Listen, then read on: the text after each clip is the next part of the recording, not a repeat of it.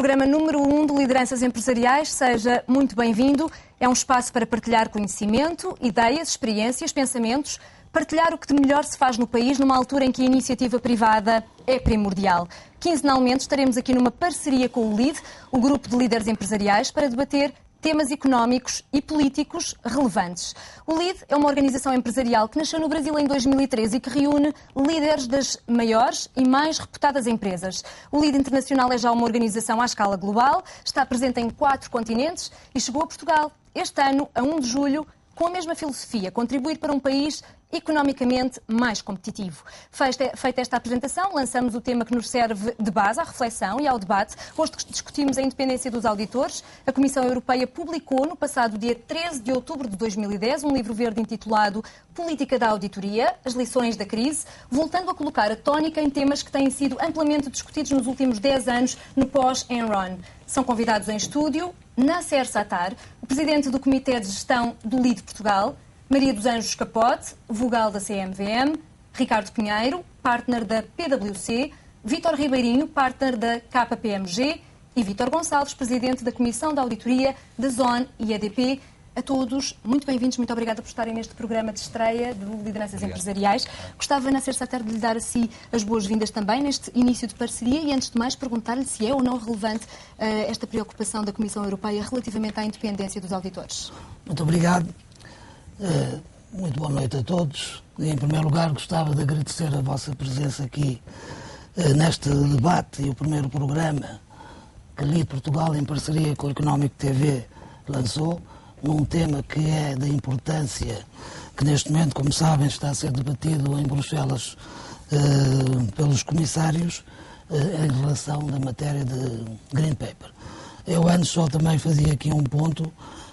O LIDE, como disse, é uma organização que nasceu em Portugal na sua internacionalização no passado dia 1 de julho e tem como objetivo, além de criar uma plataforma de intercâmbio entre os nossos empresários e particularmente apoiar na internacionalização, também tem como objetivo de criar debates de matérias de interesse público.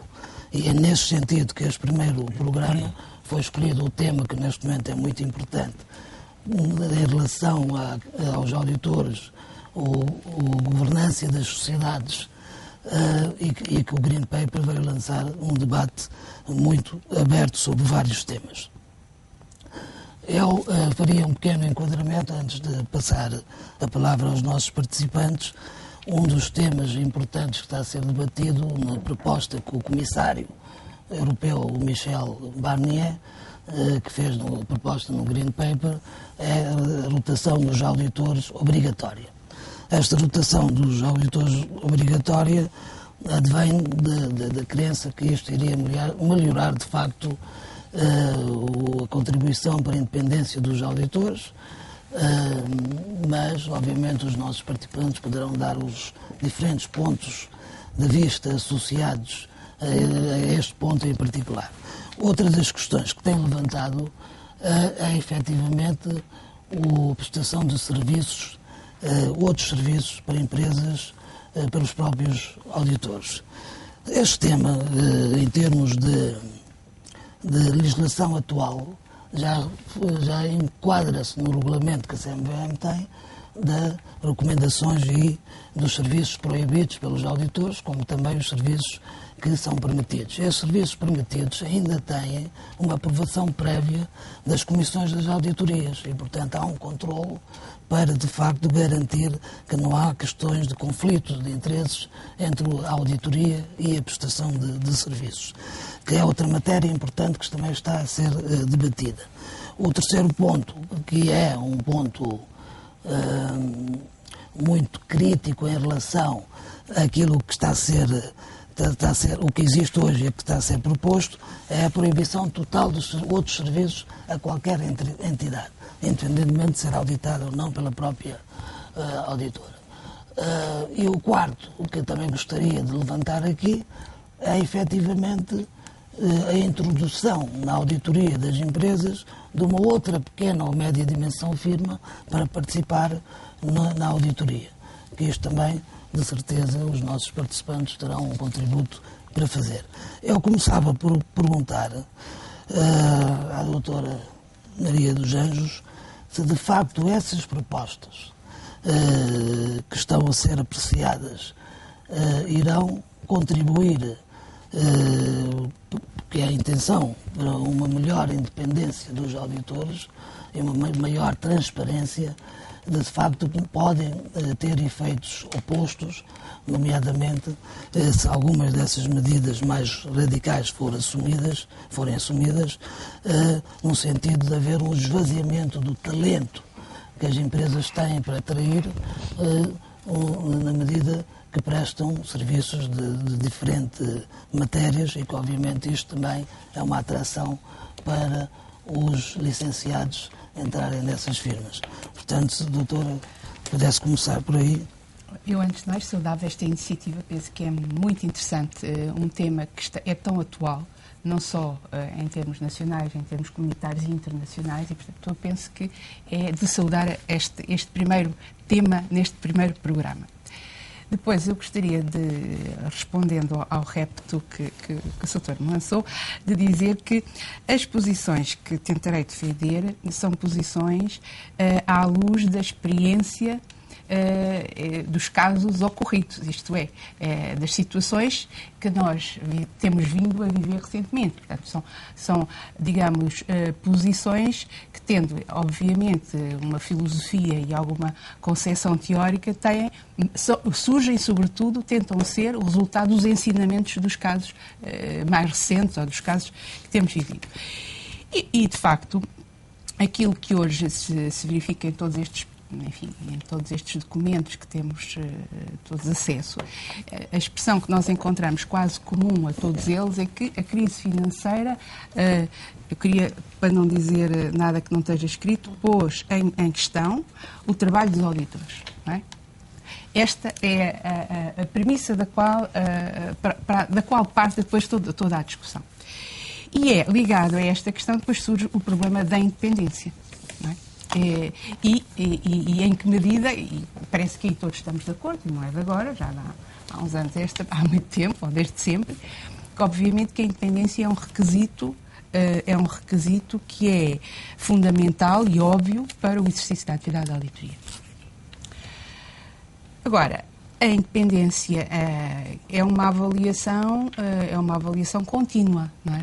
Uma avaliação esporádica, nem dirigida a um momento em concreto. É uma avaliação contínua. Não é? A aferição da independência tem que se fazer sempre, não é? E para esta aferição há, de facto, fatores que foram já aqui referidos, que são importantes, como a questão da rotatividade das firmas de auditoria, a questão da prestação de serviços para além dos serviços de auditoria ao mesmo cliente. Penso que há que colocar a questão no sentido da mesma entidade prestar outros serviços e serviços de auditoria simultaneamente ao mesmo cliente. É evidente que uma entidade pode ter, uma empresa de auditoria pode ter uma componente de consultoria para determinados clientes ou uma componente de auditoria para outros clientes. Mas aqui a falar, no mesmo cliente se prestar o mesmo tipo de serviços. Mas também há outras questões que me parecem ser, talvez não possamos discuti-las todas hoje aqui, mas que também são importantes, que têm a ver com a questão das nomeações, os critérios de nomeação dos auditores, a questão da remuneração. E eu diria que, em termos de remuneração, a componente remuneratória. A remuneração, qual é o pacote remuneratório que estamos a falar? E também um outro aspecto que me parece que é relevante e que nisso temos já algum conforto, em termos até legislativos, que é a possibilidade de haver um certo vai e vem entre empresas de auditoria e quadros de empresas auditadas. São com certeza algumas das questões que vamos ter a oportunidade de analisar, ainda que individualmente. Deixa-me só acabar. Diga. As posições da Comissão, tal como as conheço, não parecem assim tão radicais. Portanto, respondendo à questão, exatamente. Eu gostava de lhe perguntar exatamente, estas propostas da Comissão surgem porque considera que o quadro legal atual não garante a independência necessária para o trabalho dos auditores? O quadro legal, quer dizer, a independência não é só o quadro legal que a tem que garantir. Aliás, os auditores têm um código de ética, há questões deontológicas que são igualmente relevantes. E acha que esse código de ética não é o suficiente para garantir a independência do trabalho dos auditores? Como em todas as situações, é necessário evoluir à medida que a própria realidade assim o exige. Eu gostava de lhe lançar também aqui alguns dados para cima da mesa, nomeadamente que vieram por parte da Ordem dos Auditores dos Estados Unidos. Foi uma resposta ao Green Paper da Comissão Europeia, direcionado em especial ao Comissário Michel Barnier, dizendo que estas medidas mais restritivas sugerem que os auditores tiveram uma responsabilidade significativa na mais recente crise financeira mundial. É também essa a sua opinião e a posição da CNVM? Todos os agentes que intervêm no mercado têm a sua cota de responsabilidade. E os auditores terão naturalmente a sua também. É também essa a sua posição? Há uma responsabilidade dos auditores nesta mais recente crise financeira mundial? Eu antes de ir à responsabilidade dos auditores, eu gostava só de voltar, se me permite, um minuto atrás, para enquadrar aqui um bocadinho aquilo que se discute no âmbito do Green Paper. Aquilo que se discute no âmbito do Green Paper, obviamente o Nasser referiu aqui especificamente o tema da rotação, o tema da independência, mas o tema do Green Paper enquadra aqui, e a nossa visão sobre o Green Paper não é necessariamente negativa em todos os aspectos, porque o Green Paper, como a doutora Maria dos Anjos Capote teve a oportunidade de esclarecer, vem obviamente num contexto atual de crise, em que estamos de facto mergulhados, em que é questionável um conjunto de factos e de fatores relacionados com os agentes económicos, com os supervisores, com os reguladores, com os auditores, e vem aqui falar em 5 tópicos principais. Primeiro tópico, como é que nós estamos a fazer os nossos trabalhos de auditoria, e aqui fala-se em temas como melhorar ou não a qualidade dos relatórios de auditoria, aplicar ou não de uma forma integral as normas internacionais de auditoria a todas as empresas, sejam pequenas e médias empresas, sejam empresas cotadas, a forma como os auditores comunicam com os órgãos de fiscalização, que é um fator fundamental de coordenação e de supervisão das entidades que são auditadas, a infraestrutura de regulação, isto é, em que medida é que nós devemos ter um super-regulador a nível europeu ou a nível até global para regular a atividade dos auditores, os temas de governance das próprias empresas de auditoria, vem o Green Paper questionar em que medida é que empresas de auditoria podem ou não ter membros independentes, por exemplo, nos seus boards, é outro aspecto importante, o futuro da auditoria na forma como a conhecemos hoje e, finalmente, aqui este conjunto de pontos que vamos discutir mais à frente, que tem a ver com os joint audits, com a rotação de auditores e com a independência. Aquilo que falámos aqui, e que a doutora Maria dos Anjos Capote referiu em relação à independência dos auditores, como referiu e bem, existem hoje um conjunto vasto de mecanismos. Este conjunto vasto de mecanismos começa pelos auditores, que têm que seguir códigos de ética e de deontologia rigorosos, começam pelas próprias firmas de auditoria, que desde há uns anos a esta parte têm implementados mecanismos que permitem garantir a sua independência, que passam, por exemplo, por todos os colaboradores de uma firma de auditoria declarar a independência em relação aos clientes que auditam, não terem investimentos, não terem empréstimos, caso sejam instituições financeiras, não terem relações profissionais e pessoais com os clientes que auditam. Depois temos os mecanismos, e o professor Vítor Gonçalves com certeza irá dar esse testemunho, os mecanismos que são utilizados por via do Código das Sociedades, em que atribuem aos órgãos de fiscalização responsabilidades concretas de supervisão e coordenação dos trabalhos dos auditores, a prestação de serviços fora do âmbito da auditoria normal, são prestação de serviços que estão muito claramente definidas hoje, desde a transposição da 8ª Diretiva para o nosso direito português. Mas ainda assim, permita-me interrompê-lo, porque é uma imensidão, de facto, partindo do Código Deontológico e o Código de Ética, mas gostava de lhe perguntar diretamente, ainda assim a Comissão Europeia não considera que sejam os mecanismos suficientes para garantir a independência dos auditores? Não considera, e é por isso que o tema está a ser discutido e debatido largamente. Aliás, como referiu no início da peça, portanto, nós estamos a discutir este documento há cerca de um ano. Iremos ter provavelmente uma diretiva comunitária no final do próximo ano, 2012, e como falávamos aqui um bocadinho em off, provavelmente, como em tudo, anda-se um pouquinho para a frente, um pouquinho para trás, e no meio há de estar aqui, de facto, um conjunto de melhorias. Qual é a sua posição, especificamente? A nossa posição é muito clara. Propostas? Relativamente àquilo que diz respeito à melhoria dos processos de auditoria, à reavaliação das eventuais alterações necessárias a fazer às normas internacionais de auditoria, porque o mundo mudou, o mundo que hoje temos é um mundo diferente e, portanto, a KPMG, como agente na economia, obviamente irá dar os seus contributos para que essas normas internacionais de auditoria, se for necessário, sejam alteradas. Agora, o tema da rotação, que provavelmente teremos um pouquinho mais de tempo mais à frente para desenvolver, achamos que há um conjunto de fatores que condicionam, do meu ponto de vista, o fator rotação obrigatória, assim como também, para nós, não é de forma alguma linear que a prestação de serviços fora do âmbito da auditoria, desde que controlados, obviamente, e desde que definidos muito claramente aqueles que podem ser prestados ou não, acho eu, podem ser um garante da nossa independência e isso, acho, do meu ponto de vista, que é inquestionável. Mas depois, mais à frente, iremos falar Professor disso. Vitor Gonçalves, já conseguimos perceber aqui nos primeiros minutos qual é a posição do regulador e também um pouco das empresas da auditoria. Consegue, enfim, através do seu conhecimento e da sua experiência, dar-nos um pouco aquilo que é a visão das empresas que são auditadas relativamente a estas normas? Muito boa noite.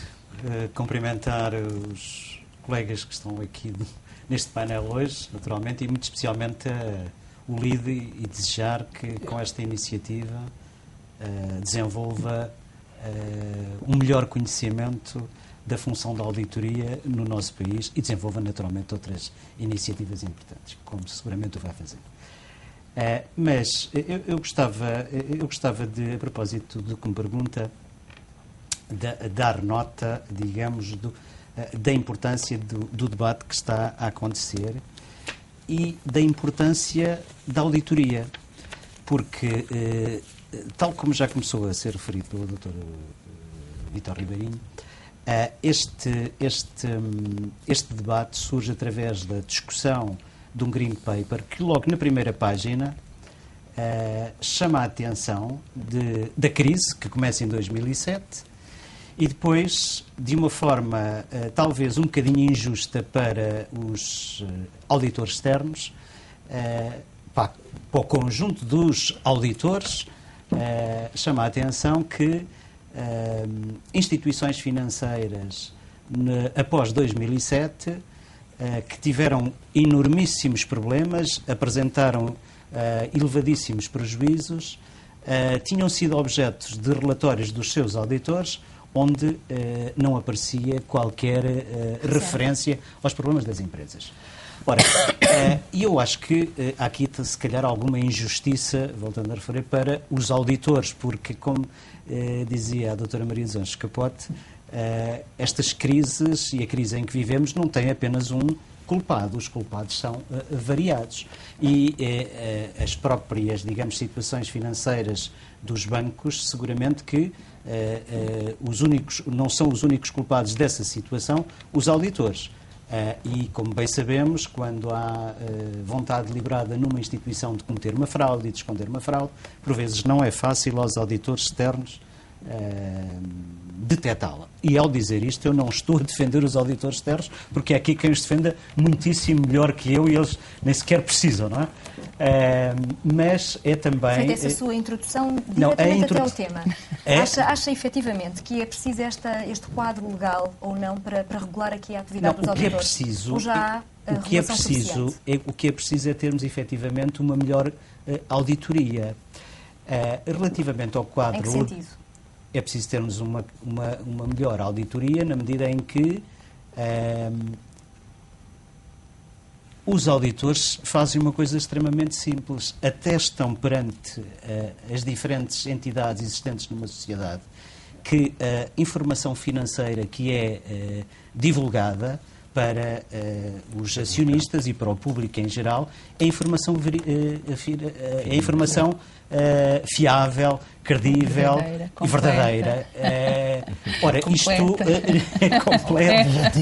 não é de sumenos, importância em qualquer sociedade. Agora, eles são muitas vezes, os auditores são apenas um elo da cadeia.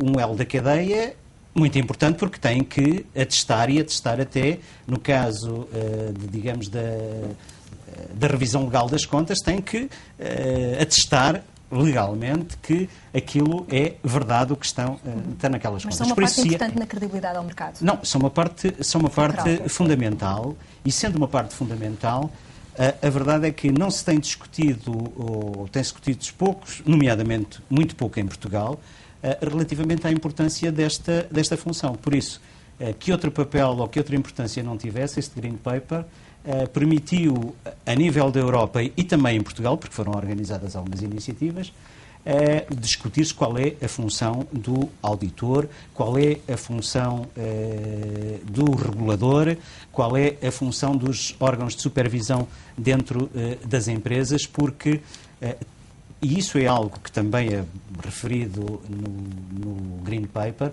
tem que haver aqui um enorme diálogo e uma enorme coordenação entre estes diferentes agentes que participam neste processo alargado. E estas medidas em concreto fazem sentido? Vamos lá ver. As medidas fazem sentido e fazem sentido na medida em que levantam ou trazem a discussão. Eu ainda hoje fui ver um site a propósito, na internet, a propósito deste tema, o site da Comissão Europeia, onde se referia que o debate sobre este tema é aquele que teve maior participação desde 2007 ou 2008 dentro da temática do mercado interno. Há muitos auditores e muitas empresas de auditoria que estão interessadas, diretamente interessadas nas respostas ou na evolução. E por isso é importante. Se há tanta gente interessada, sejam auditores, sejam supervisores, sejam reguladores, é porque também é importante, porque tem aquela importância de dizer se as contas são fiáveis ou não é? E se devemos investir e se aquilo é verdade. Bem, agora, em primeiro lugar, eu talvez gostasse de fazer aqui um breve comentário relativamente ao aspecto de conteúdo sobre a questão da independência. A independência, como dizia ainda há um pouco a doutora Maria dos Anjos Capote, é algo que não é apenas atestado uma vez, mas é algo que tem que se ir verificando em cada momento, em cada dia. Mas neste aspecto específico dos auditores, parece-me que há dois aspectos que são importantes, que é o que podemos, ou costuma ser designado como a independência de facto e a independência aparente. Vamos lá ver. A independência de facto é algo que tem a ver com o compromisso, com a objetividade, com o rigor, o compromisso e levar esse compromisso à prática diária por parte do auditor externo. A independência aparente é algo mais subjetivo. É a leitura que é feita por outrem sobre se aquele auditor, se aquela empresa, se aquela pessoa é efetivamente independente. Isto é, tem um compromisso.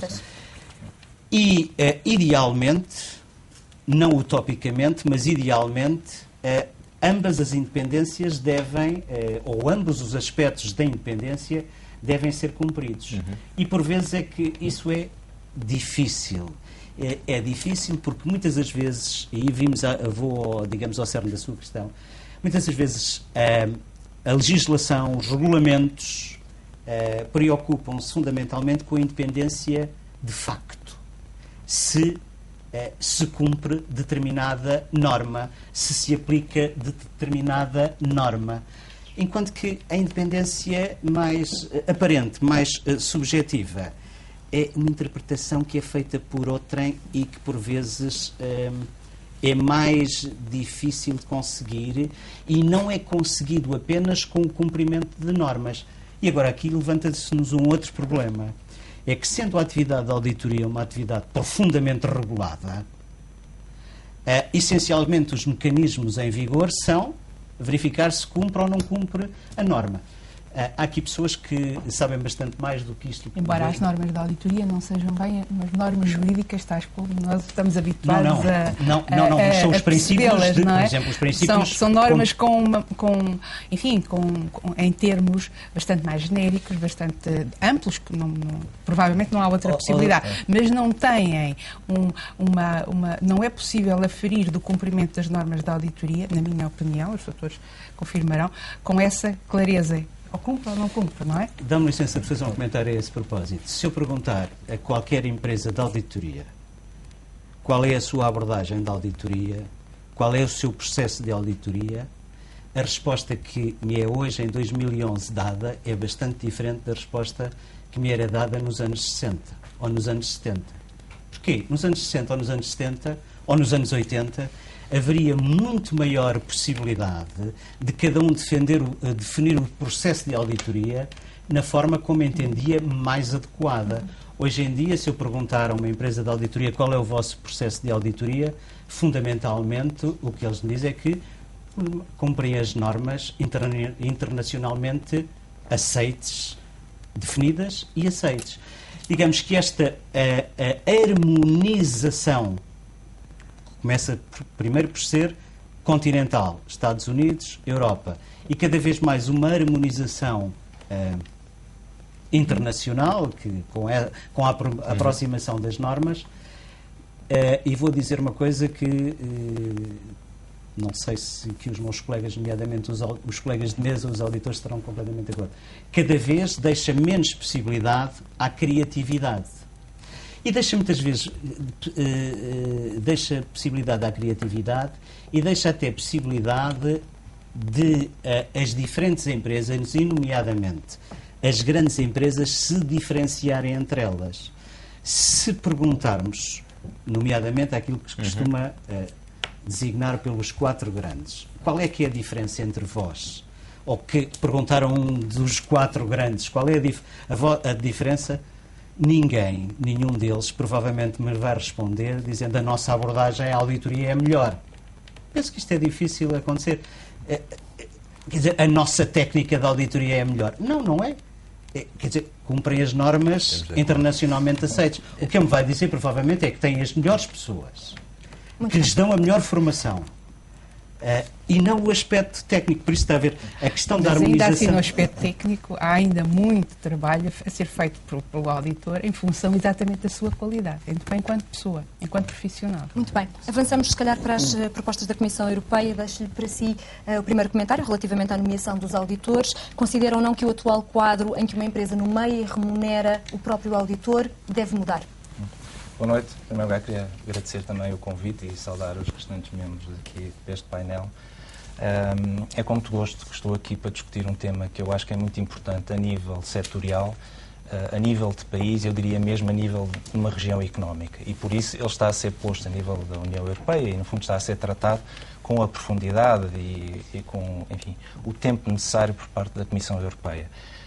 Parece-me que este Green Paper, apesar de ter como introdução resultar da crise, ela não resulta propriamente de uma crise que seja exclusivamente da responsabilidade ou que tenha a ver com o trabalho da auditoria propriamente dito, até porque na sua introdução é muito claro, o Green Paper diz que houve um conjunto de intervenientes no mercado, incluindo reguladores, os próprios bancos, os governos e outras entidades, agências de rating, auditores e outros, que, na sua perspectiva, na sua vertente, na sua área de responsabilidade, tiveram a sua cota-parte ou não de responsabilidade naquilo que foi a chamada crise, que começou com uma crise financeira e que, naturalmente, neste momento está a originar uma crise económica com os contornos e com as repercussões que temos. E, a partir daí, realmente, por via da crise e por via daquilo que eu acho que todas estas ocasiões, acho que todos os intervenientes devem realmente reconhecer aquilo que eventualmente correu menos bem, aquilo que eventualmente tem necessidade da sua responsabilidade ou não e quais os aspectos, no fundo, a mudar em termos de futuro. E daí também os auditores, relativamente a este Green Paper e relativamente àquilo que são algumas sugestões de alteração, as devem ponderar, devem colaborar naquilo que acham que é um aumento da qualidade, uma alteração do seu trabalho, um aumento da utilidade do seu trabalho para quem são os utilizadores dos seus relatórios e também, na prática, em tudo aquilo que possa dar uma maior fidedignidade e dar uma maior confiança a toda a informação financeira que periodicamente é apresentada no mercado e que dá origem a um conjunto de decisões por parte de uma série de decisores, quer empresariais, quer, eu diria, governamentais. Ricardo Pinheiro, já voltamos a conversar, por agora fazemos uma curta pausa neste primeiro Lideranças Empresariais, mas esperamos por si já a seguir. Até já.